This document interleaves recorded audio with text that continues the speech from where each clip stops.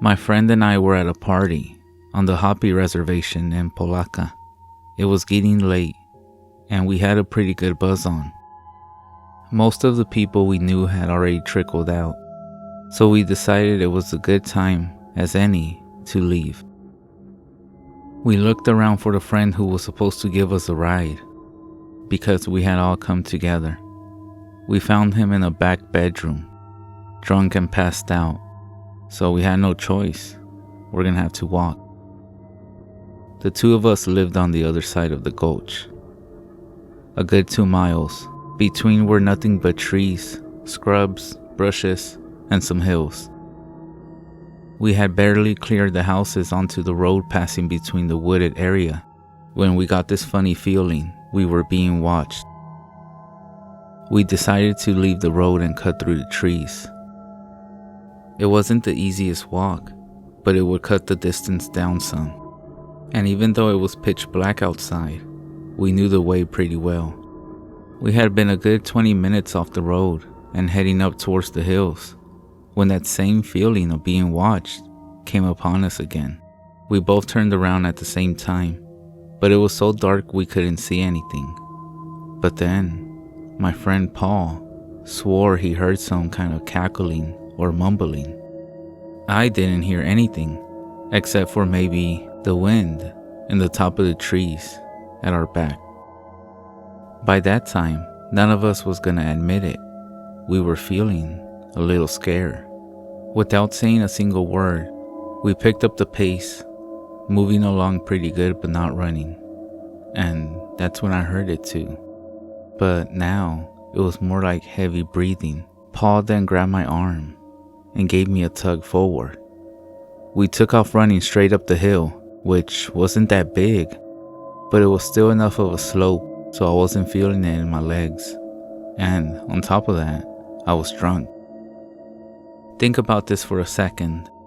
Running up a hill, at night, drunk, complete darkness, and as you're running, you hear footsteps behind you, and heavy breathing.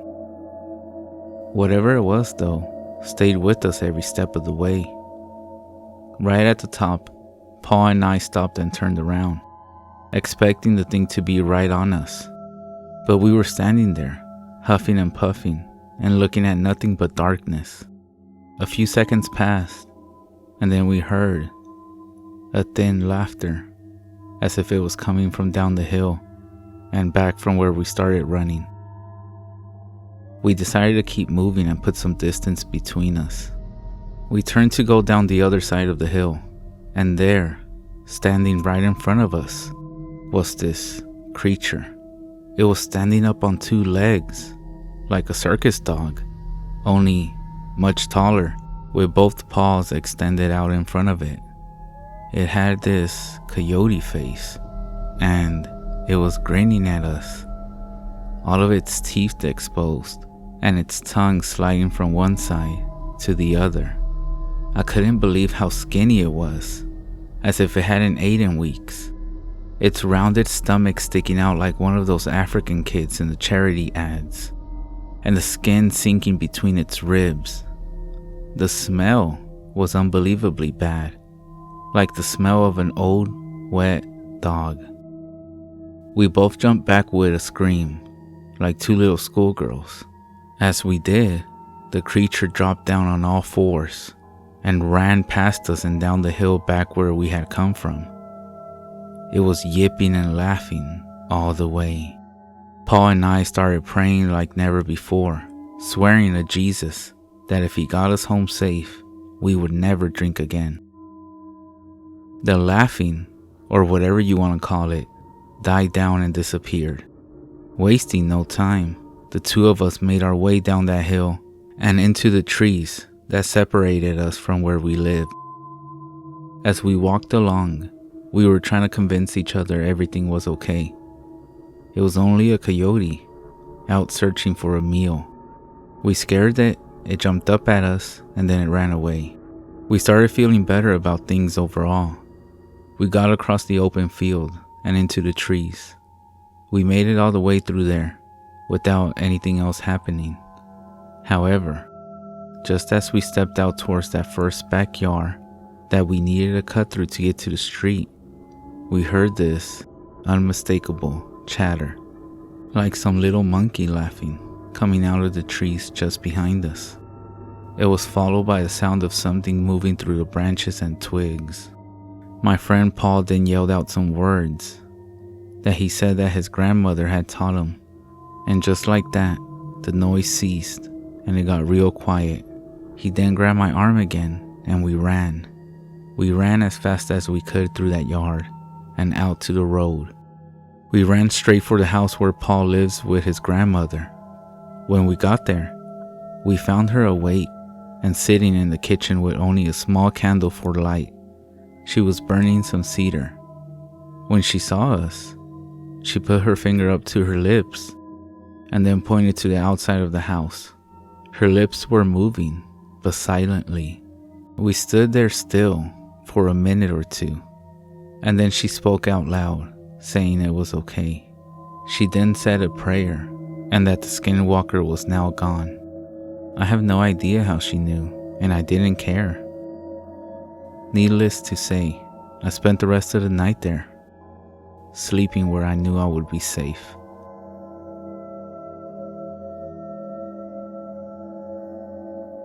I live right next to a Navajo reservation and have made friends with many of the people there my age.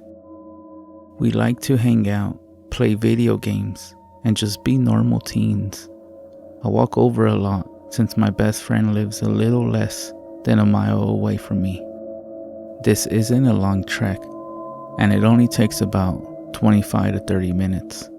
I have made this trip dozens of times and have grown very comfortable with it.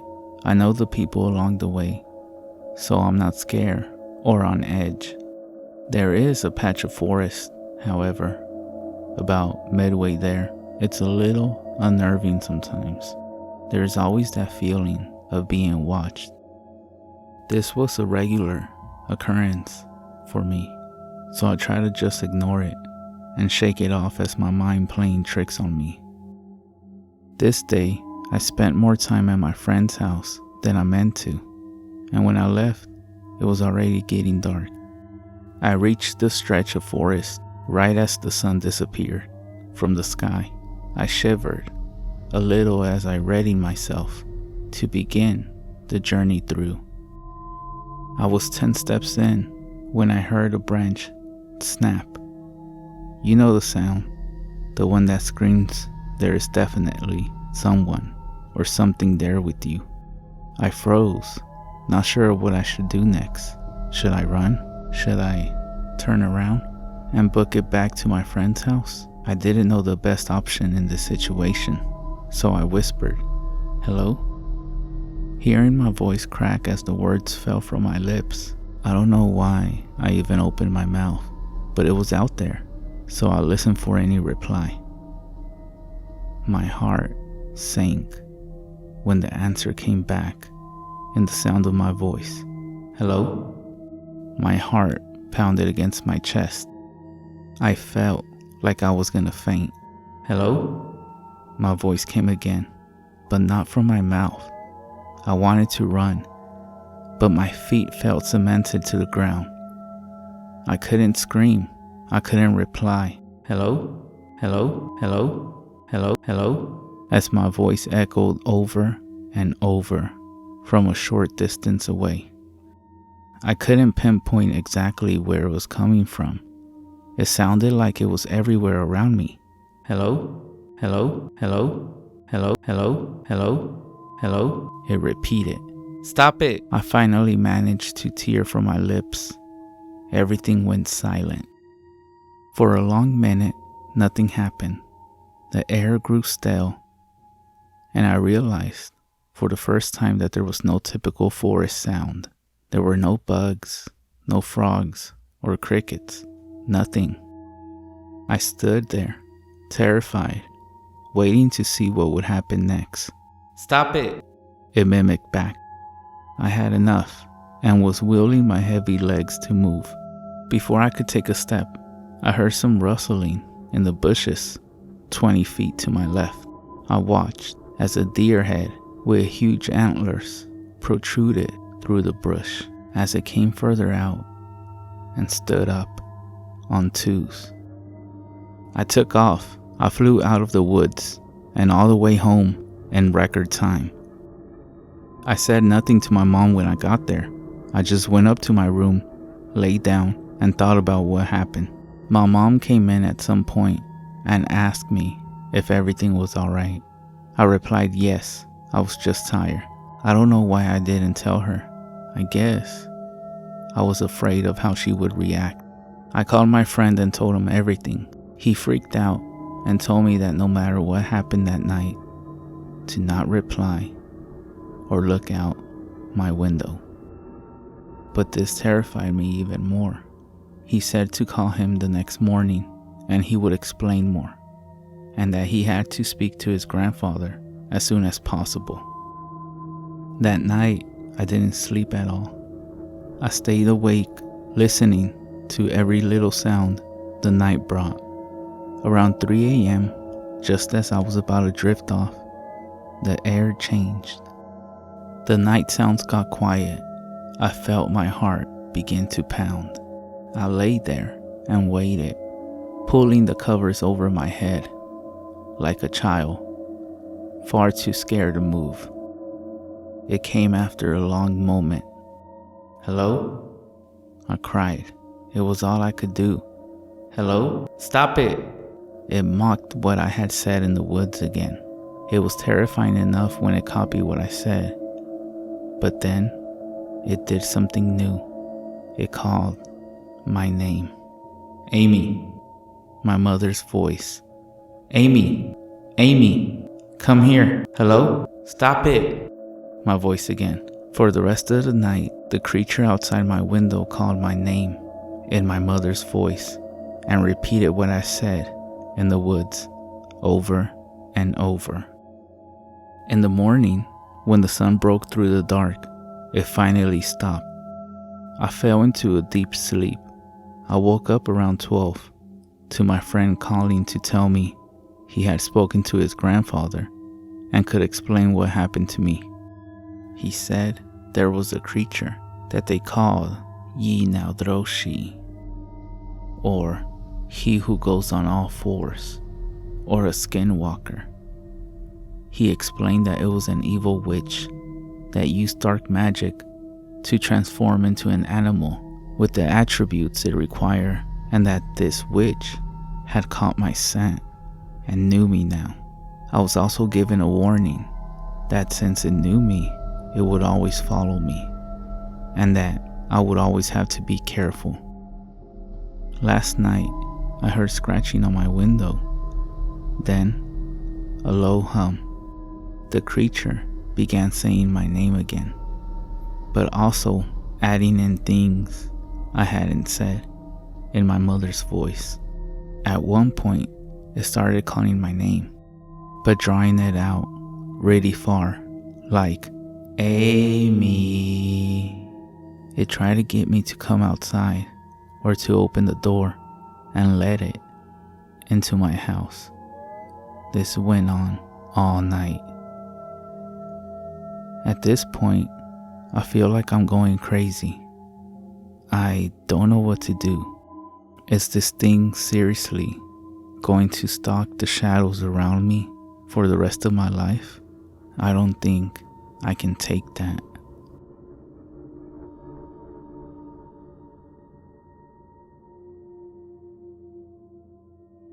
Many of you who love paranormal stuff may have already heard of the word nagual here in Mexico, and I would guess that also on some other countries in Latin America, we call that way people who can shapeshift into animals. Well, here's my story. It was a cold night. I remember because it was really weird for it to get cold on that side of the country. This was in my parents' house in a small pueblo or small town, and back in the day, it was one of the last houses outside of town. Not so many neighbors, but a lot of trees and nature around. The house has a long backyard where we used to have sheep. At one side, a small water stream, and trees to the other side. The sheep then started to bleat very loud, something we could call screams. My father then went to give a check on a window in the back side of the house. I still recall his face when he came back quickly, and in a low, urgent voice, he told my mom, "Ve agarra a tu padre y a tus hermanos y diles que vengan ya ahorita. Go ask your father and brothers to come here immediately." They were 4 brothers, my grandfather and my father. When everyone was there, a few minutes later, my father started to tell us what he saw. In the barn, we had 10 sheep. At the moment my father gave a look, all of them were together in just one corner. At the center, there was some kind of big animal. My father described it as a bear, which makes totally no sense, but he said it was big, hairy, and it seemed to be eating one sheep there. This one sheep was screaming really bad. Then, my grandfather told my mom to keep us inside of the house and to keep me in there also with her. If you go outside now, you may catch a bad air. So he made some kind of prayer holding his machete. So his prayer, I remember he said the names of my uncles and also my father's. He then went outside. That's when my grandfather started to yell at the darkness, telling things like, "Vete de aquí, no tienes nada que ver aquí. Deja esta casa. Go away, you have nothing to do here. Leave this house." My father told me that he saw how this thing was in a pose, eating the sheep, which was laying on the ground, still screaming by the way. And when my grandfather yelled at it, this thing seemed to stop and raise its head up towards my family. This thing was only staring at them. Not a single noise, and also no red or shining eyes. Only the shadow looked like it was looking at them. So my father decided to do something at last. He took a big rock, he picked it up from the ground and threw it at this thing. Maybe not the best thing to do in this situation, but I guess this thing was not that strong. Or maybe because it was 6 of us and we all had machetes. But when the rock hit it, this being turned its back and ran away to the forest, running on all 4 legs like an animal would. They then approached the sheep, and my grandpa said how the sheep was on the ground, but it was still alive, but it was completely unskinned. It was horrifying, at least. My grandfather then sacrificed it to stop the suffering. After that night, a family friend told us a story about someone new in town that apparently was a Nahuatl. He told us he spoke to that man and he told him to leave the town. Indeed, we never happened to live something similar after that.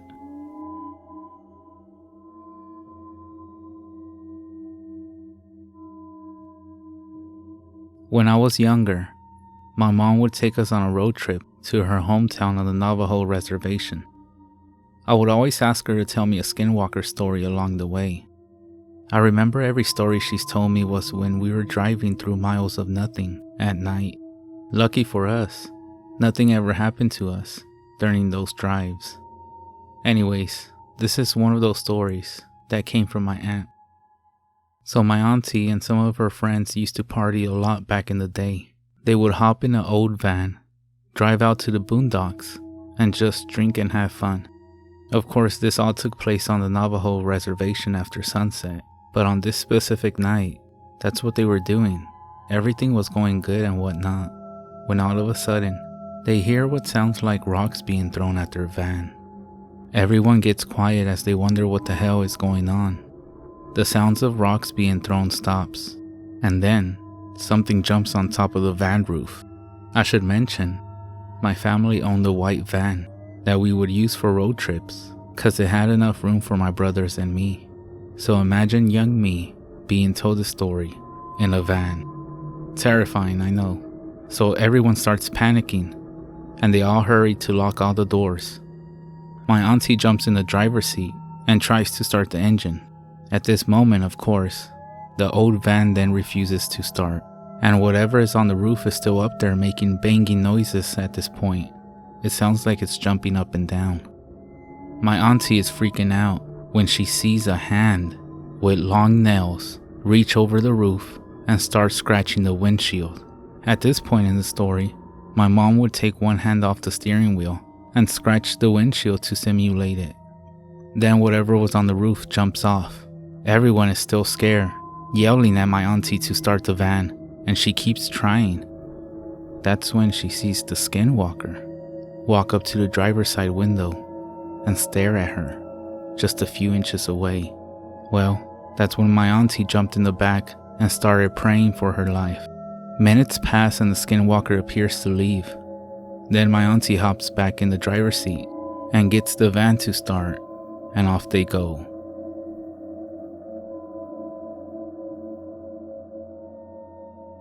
One summer, when I was only 14 years old, I spent a couple of weeks at my grandparents' house on the Navajo reservation in Arizona. It was close to the New Mexico state line, even though it was out in the middle of the hills. It was an awesome place. My little brother, he was 11. My grandmother was a great cook. She makes the best fried bread. And my grandfather tells great stories, the kind that you can't hear anywhere else. Now, thanks to that visit there, I have a story of my own. My grandparents have this old guy, a Navajo too, who does odd jobs around the house. His name is Paul.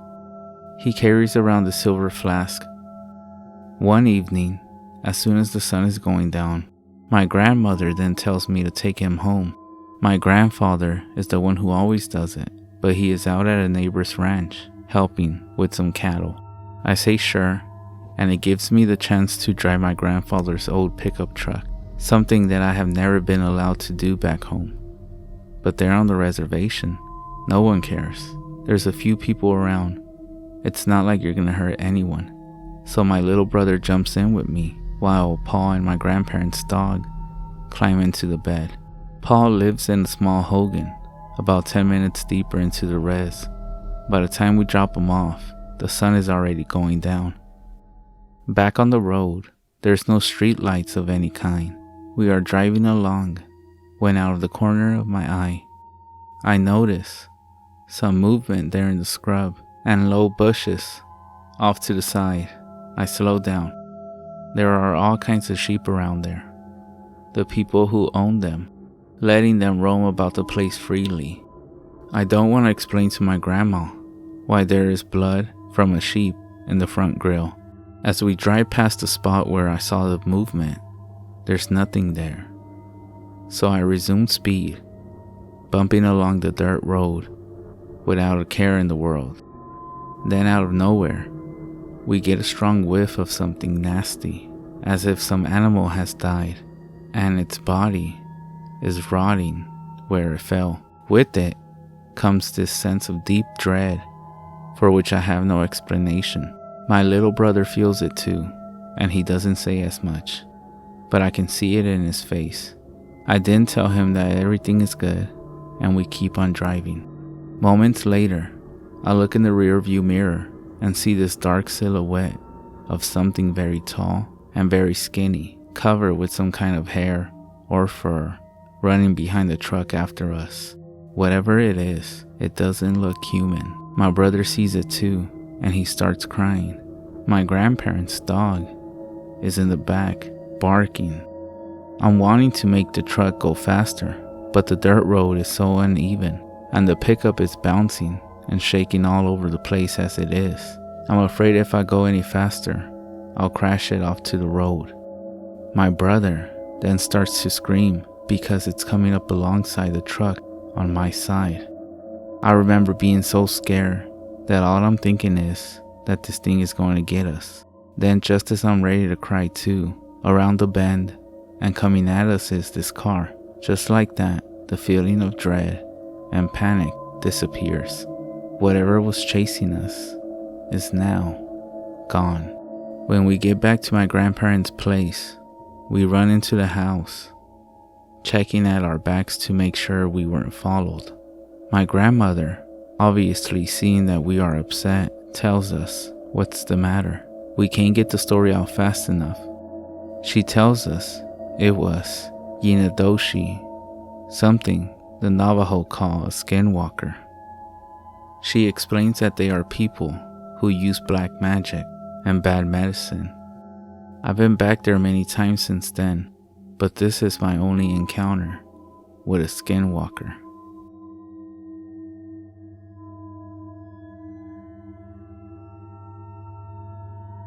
So this happened about 12 years ago. My family owns a farm in the heart of an Indian reservation. One winter I was home for Christmas, taking care of the farm. As I was home by myself, late in the night, I hear all of our cows freaking out.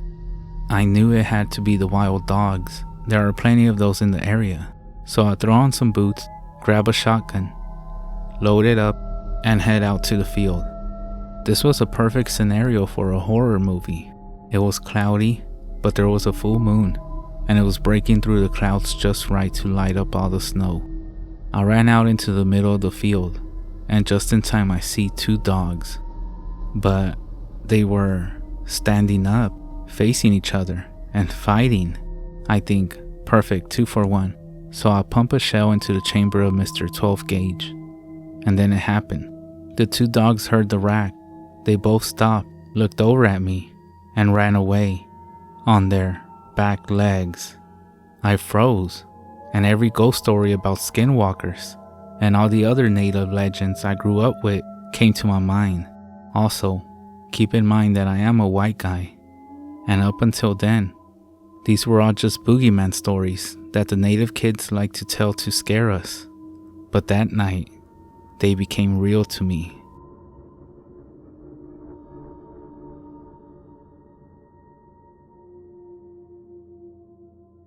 My uncle is Mexican and Native American.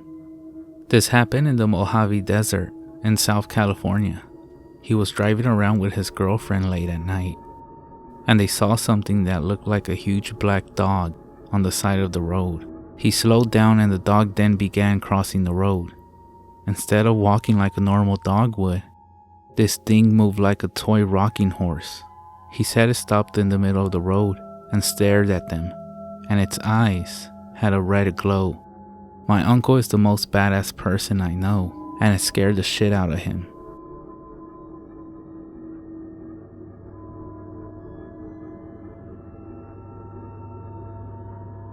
A man from the reservation has just delivered a bull to a buyer's ranch out to the far reaches of the reservation, getting lost in a couple of hours. It is a large expanse of land, and what maps are available aren't always available. Anyways, it's late and getting dark by the time he gets home on the main road towards home. Just as he gets to the intersection where there's no stop sign, he sees up ahead, right in the middle of the road, a lone coyote. It's just standing there. So before he starts driving, he leans on the horn. In response, he watches as the coyote raises up on its back legs. It assumes the form of a man, only his legs and feet. Arms and hands seem more canine than human, and with a spastic gait, it starts walking towards the opposite shoulder. The man, not believing what he's seeing, closes his eyes and shakes his head. When again he looks, there's the coyote sitting off to the side of the road and looking back at him as if it's waiting on him to drive by. The man, certain that it's the lights playing tricks on him and the fact that it has been a long and draining drive. However, as he passes the coyote, he gives it a quick look and he sees that this coyote is grinning back at him. Having heard stories of skinwalkers, the man blesses himself and he fixes his eyes on the road ahead. I am Navajo. We had an incident with an unwelcome visitor in our home. Here's what happened. My cousin is sleeping over. He's the same age as me. We're both 13 at this time. We're in my room, talking and hanging out. It is around maybe 11 p.m. It is a pleasant summer evening, so my window is wide open. It's also pretty dark outside, and my dad is in the living room watching TV.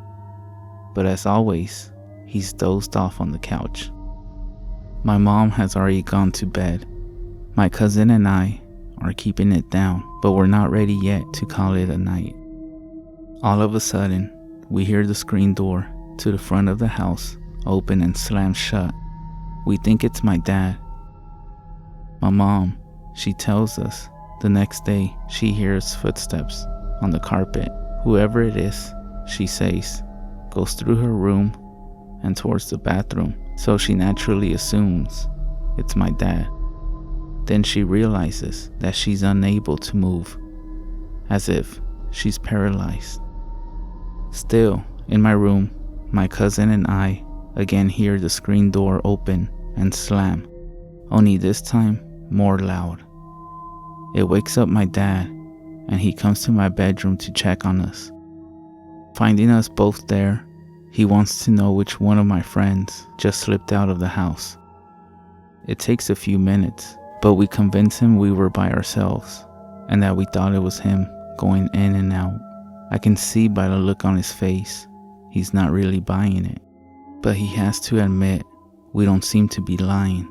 He then leaves, and as he's closing the door to my room, he tells us to stay out of trouble and go to sleep.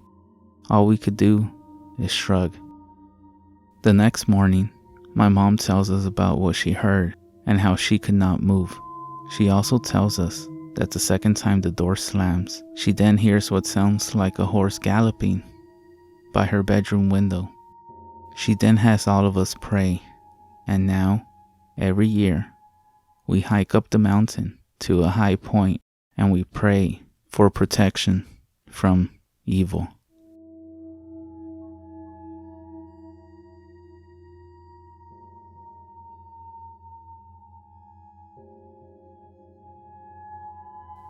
This event happened just south of Polaca, Arizona, within the Navajo reservation.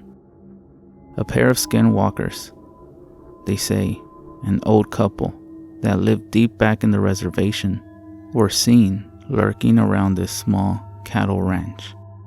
2 heifers had disappeared recently, one of which was discovered down by the creek and mutilated. The man who owned the ranch, his 2 sons, and his brother armed themselves and went out to try to run them off. One of the sons, not yet 18 years of age, was searching out beyond the barn when a dark shape, materializing from the darkness itself, loomed up in front of him, almost nose to nose. As the boy attempted to raise his rifle, the figure raised its hands up to its face as if it was going to yell something. The boy, trying not to look at it in the eyes, then felt something rush into his face like dust or sand. Even though he tried not to, he ended up taking a breath and some of it was inhaled in. Immediately, things went dark and he started experiencing hallucinations. The others found him only minutes later, on his knees, holding the sides of his head, and his eyes rolled back. He fell to the ground and went into some sort of trance.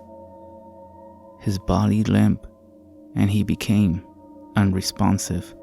They carried him back to the house, and they summoned the local medicine man, who came and said some prayers over him, but he told the others there was nothing to be done but to wait for the dust, traces of which were still on his face and his shirt, to wear off. He promised he would come back the next day when the sun was up and bless the Hogan. Later, after he had regained consciousness, the boy swore to the others that he was the victim of a dog-faced creature. He described it as not quite as tall as he is, thin and scraggly, with patches of mangy and dark hair, a canine snout only shorter than a dog's, and with the smell of rotten eggs or worse. He said he doesn't recall anything more before passing out, other than not being able to breathe and having no control over his own body.